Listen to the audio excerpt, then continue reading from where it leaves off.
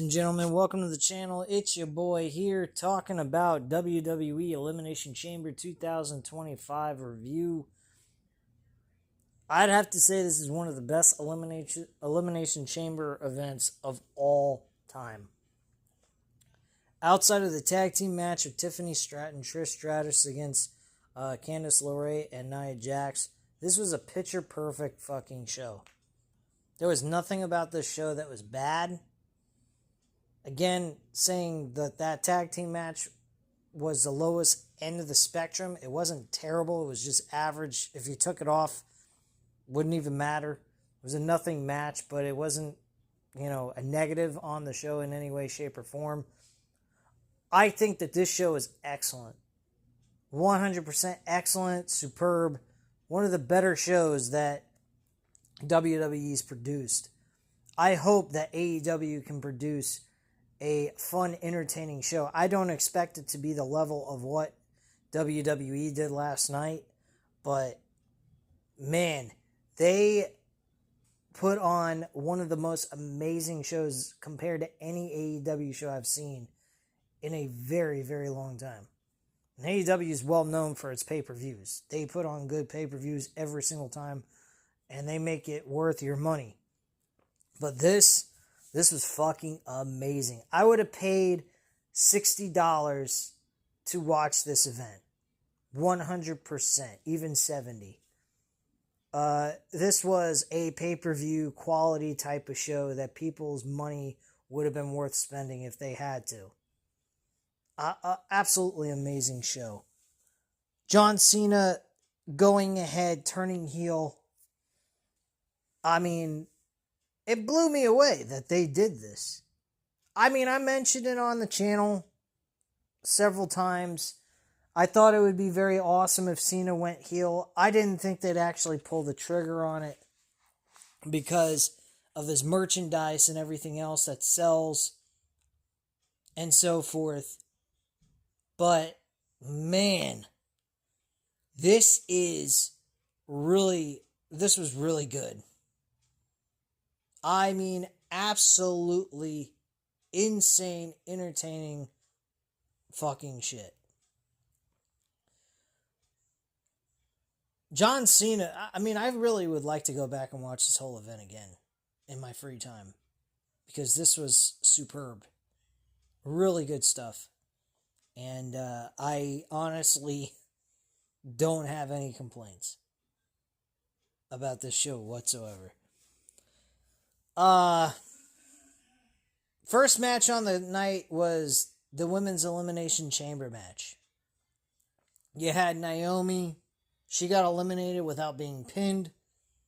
Jade Cargill got involved in this matchup, attacked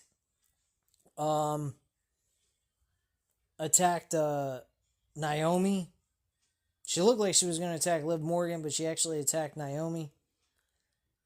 And me personally, the way that comes across, I know that she's attacking her because she was the one that attacked her, but still, it comes across like Naomi's the victim and Jade Cargill is the villain. I'm not quite sure. It seems pretty out of sorts to me. But it should be fun to see how this unfolds and actually confirm everything, what's happened. But the action in this matchup was good. Nothing to really complain about. The women gave great effort in this matchup. The first person that was eliminated, of course, was Naomi. The second person, I believe, was Bayley. Then it was Roxanne Perez. Following that was, I believe, Alexa Bliss by Liv Morgan pinning her. And then Bianca Belair ends up winning the match by beating Liv Morgan at the end of all of this. And it was impressive. One thing I do find a little awkward that Bianca Belair actually won the match, but also was acting really concerned for her friend Naomi. She was trying to get out of the cage, acting as if she didn't care about the match like she did the time before when she had an opportunity to, I believe it was to go after the women's championship belt, I think. Oh, no, it was the United States title. And it was a triple threat match. So yeah, they look like they were going in that same direction, but she just ended up caring about the match.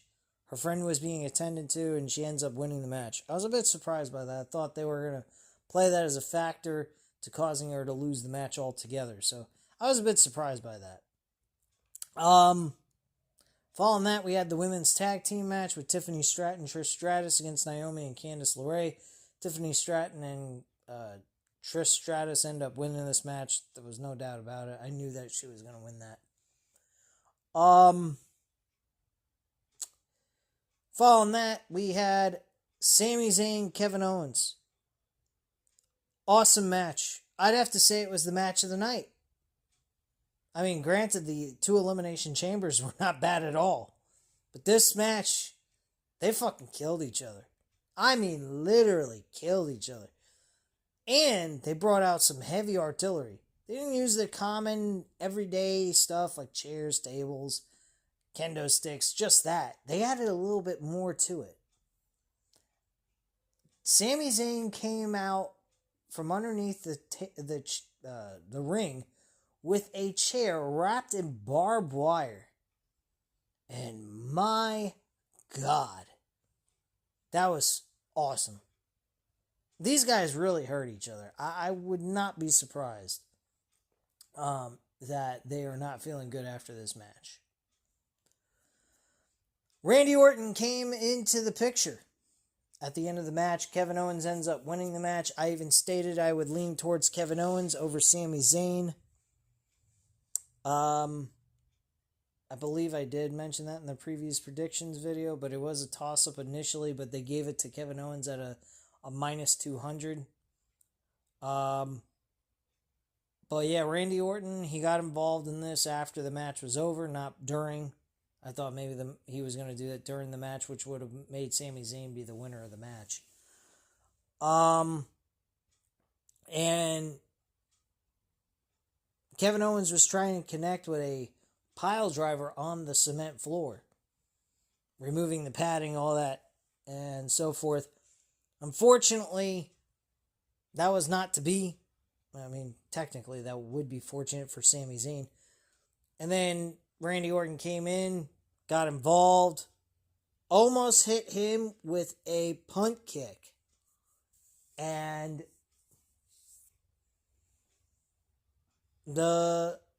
he missed him, and then he wanted to go after Kevin Owens. And all these bodyguards, backstage producers, all this got involved, held him back, all this. And they had these same people out there when Kevin Owens was trying to do further damage to Sami Zayn, and nobody got involved. They just stood there, tried to plead with him to stop. But Randy Orton comes in to destroy him, and then all of a sudden we got people getting involved in stopping Randy Orton from doing any further damage to Kevin Owens. But fuck Sami Zayn. That's one thing about the show I will say was a flaw. That was a bit of a logic gap, in my personal opinion. I did not like the look of that. I thought that was trash. They should have just let Randy Orton do what he wanted, try to talk sense to him the same way they were doing with Kevin Owens or Sami Zayn. If they would have done that, there would have been no complaint here, from me at least, about the situation.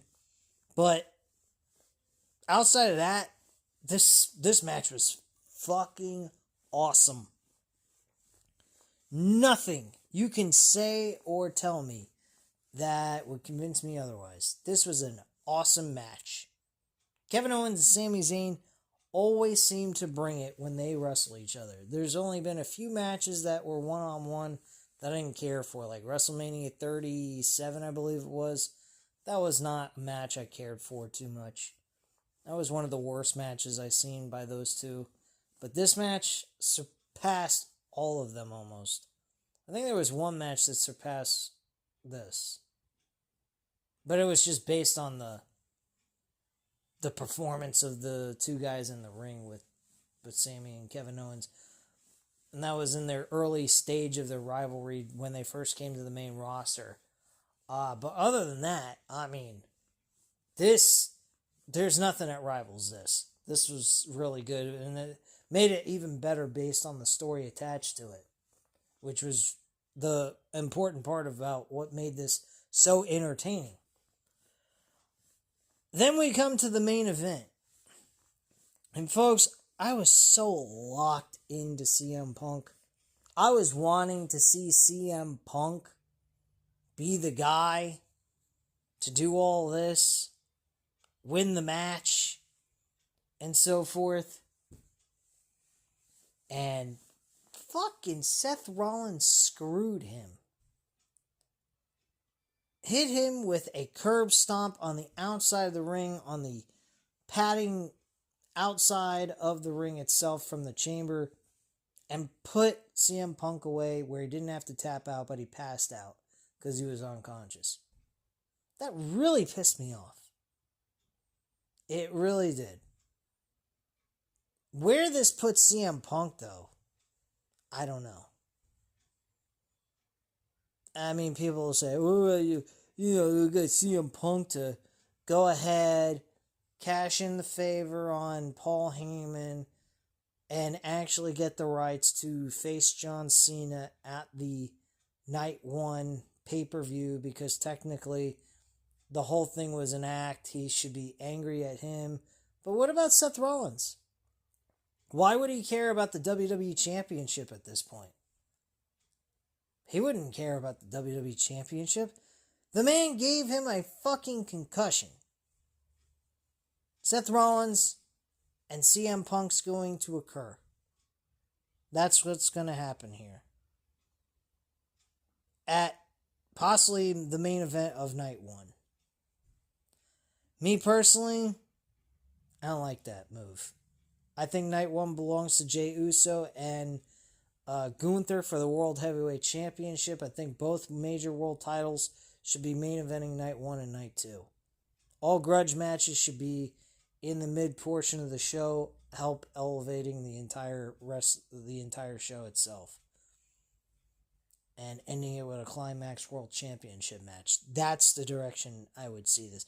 I want to see Jey Uso main eventing Night 1 and getting his first world title match, getting a reinvention of Kofi Kingston winning the title from Daniel Bryan, doing the same thing here. Because that's basically what we're going to witness on Night 1 of WrestleMania.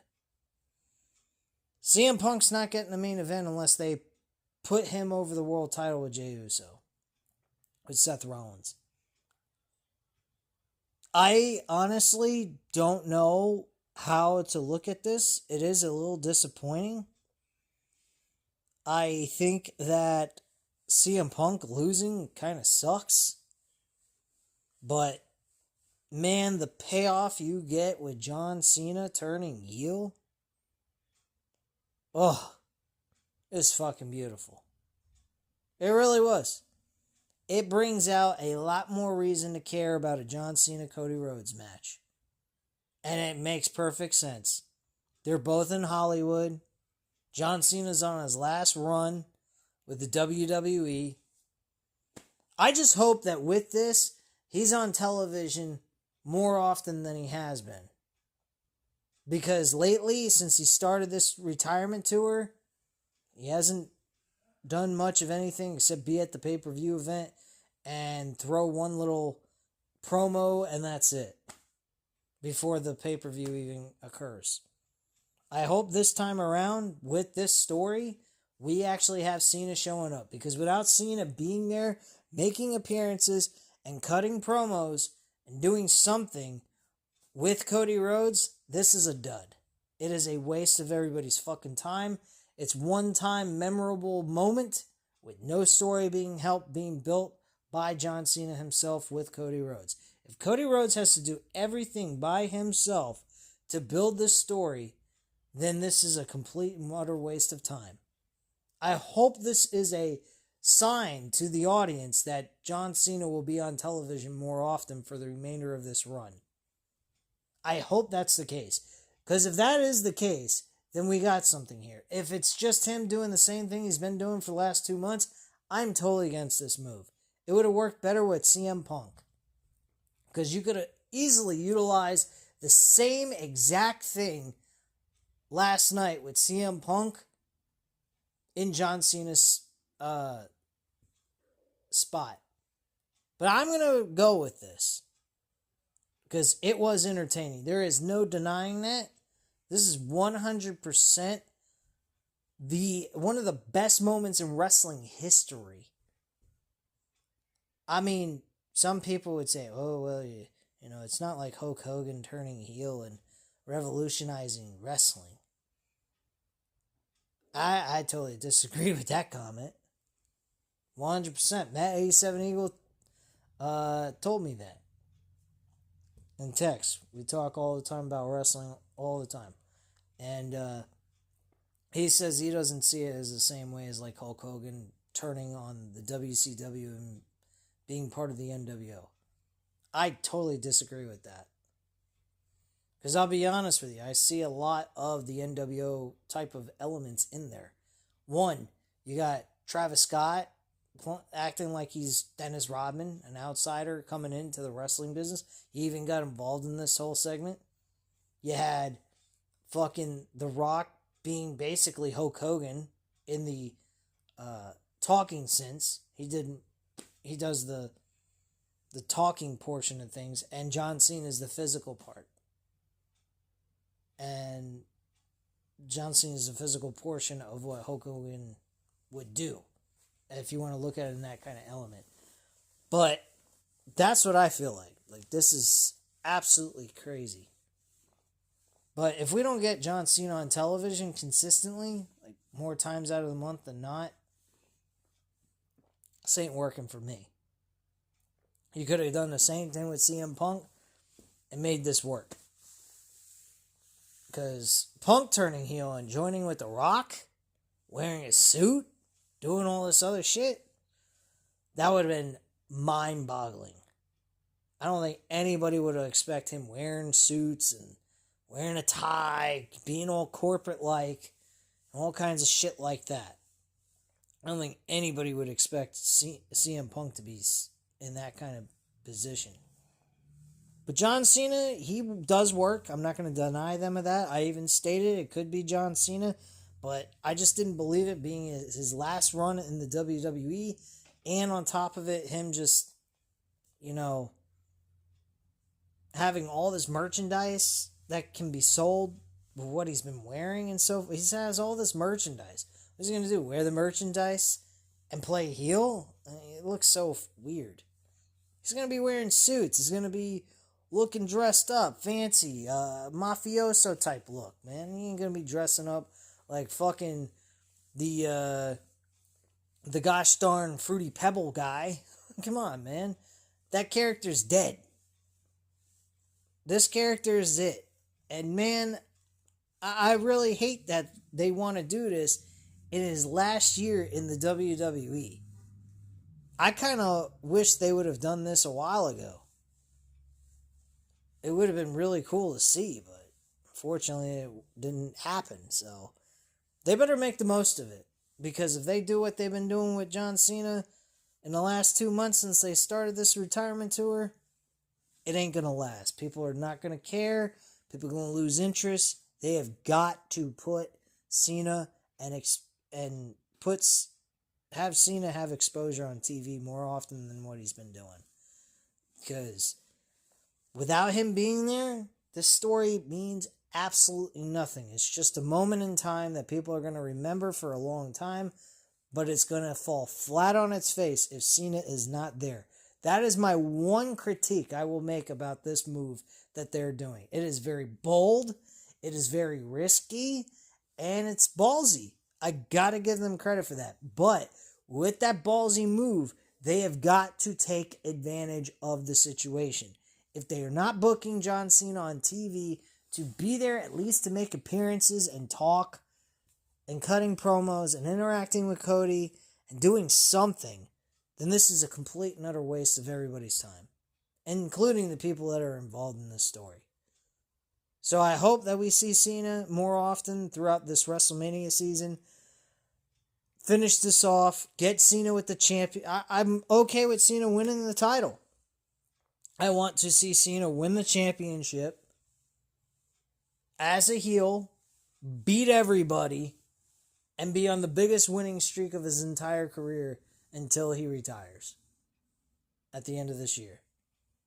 That's what I do. And I book him to lose the championship on the last pay-per-view event that they have, or the last show that they ever do in the year 2025.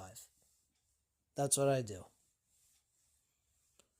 I mean, if you want to go with CM Punk winning the WWE Championship in the last match that John Cena ever has, I'm okay with that. And then have CM Punk be the champion all the way up to WrestleMania to give him his main event WrestleMania match. I'd be down for that. So, if that's the direction they want to go, I'm totally for it. 100%. But overall, let me just give you the ratings on these matches. The Women's Elimination Chamber match, 3.5 out of 5 stars. Women's Tag Team match with Tiffany Stratton, Trish Stratus, and Naomi and Candice LeRae. I'd say that is a 3 out of 5 stars. The Kevin Owens, Sami Zayn match. That is a 4.5 out of 5 stars, and the Men's Elimination Chamber is 4 out of 5 stars. Not to mention, I forgot to mention this. Cody Rhodes telling The Rock that his soul is not his to have, it's Cody Rhodes' soul to keep. And that he sold his soul he left his soul in this ring. And that Rock can go fuck himself. Literally said, go fuck himself I